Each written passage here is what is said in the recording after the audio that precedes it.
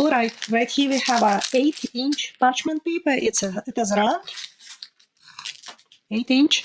I like to use this for baking cakes.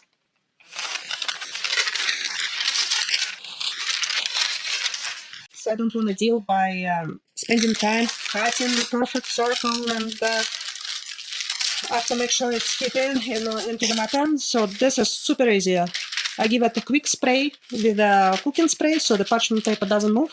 Just lower it in, and after pour my butter into the pan.